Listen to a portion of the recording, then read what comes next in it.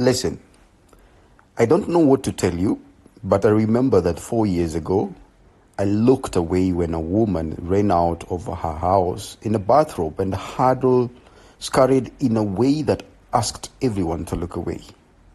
She had received news that her daughter had just died.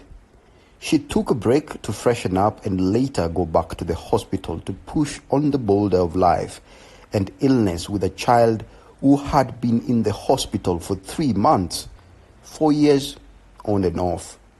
Everyone told her it's pointless to take heart and pull the cord off. Easier said.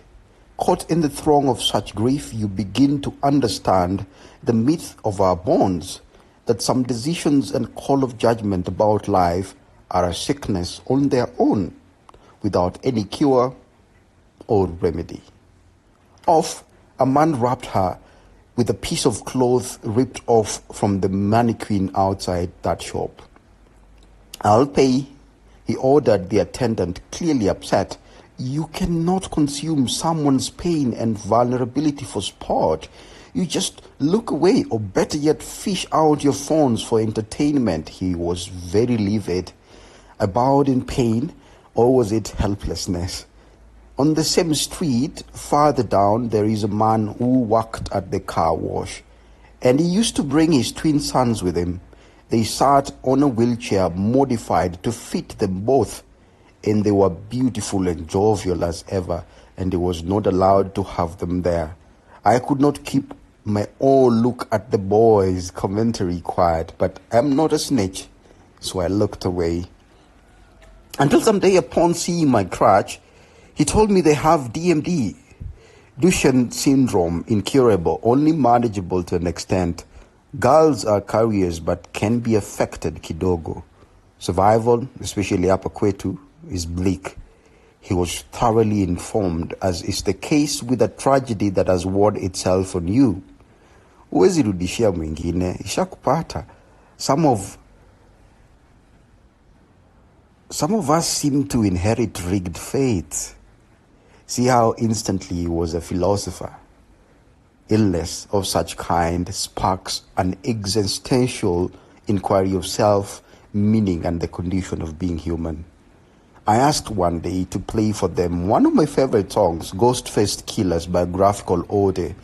All that I got is you. With spasm and joy, elated, how could someone capture life so vividly that you feel they took a script of your life and reenacted it? Here's a quote from that lyrics. Things was deep, my old youth was sharper than cleats.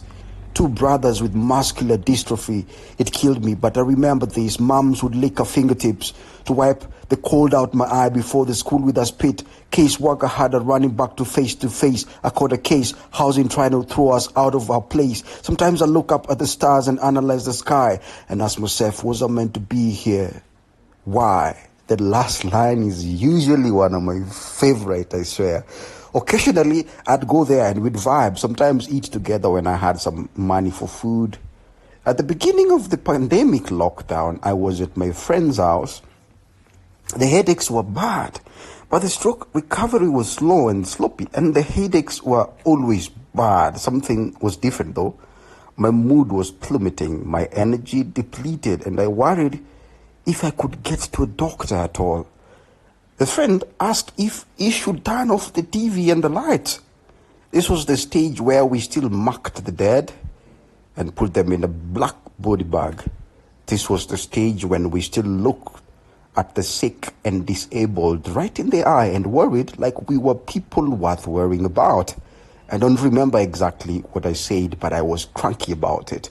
How could looking away possibly help? Was I in such a very bad state? He turned it off, away anyway, and within an hour, without endless and repeated updates about the world's aches, I started to feel better. I tell my close friends that I am with knowledge how people with disorders are with life. I really struggle to make myself stop. It doesn't feel like too much in the moment, and even if it does, I don't want it to stop. I don't want to stop at all. I try to keep moving on. I don't want you to take the information away. It's rude. I'm still eating. Life is still eating me up. If you're going to give me grief, I will just consume it in private. I don't know what to do about that most of the time.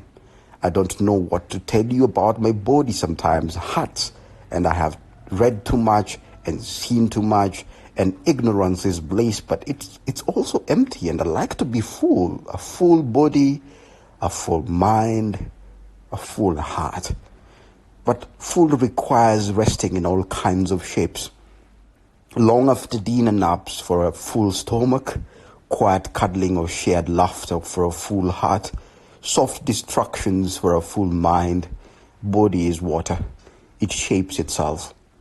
Otherwise, you become too full. Listen, I don't know how to tell people that I have become too full. I'm fed up with life, that I'm leaking out of the body sometimes. That last line is actually not a metaphor. My kidney is stoned. That can be unbearable. It started years ago with incontinence, and since then I have been on a plan to get it in order by trying to let myself run a little empty sometimes, run a little ignorant, run a little farther away from action than a good person might. The therapies, dialysis, and meds have been grand helpful too. It's working, but some days I feel like an empty and heavy thing. Who knew that fullness was so light? Who knew that you could still feel like exploding even when there isn't a sunbeam inside you trying to stretch out? I can't tell you honestly if I'm improving, but I can say that I have made strides in some form of living I've never tried before. It fits me like an outfit that you'd never pick for yourself, not in a million years. People tell me it looks good, and sometimes I like it, and sometimes I just huddle, scurry away as I am saying, please, please look away.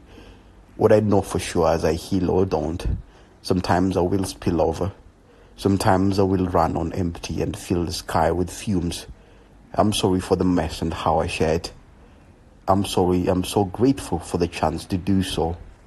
I think that this is just as much a way to do life for some of us. This is it.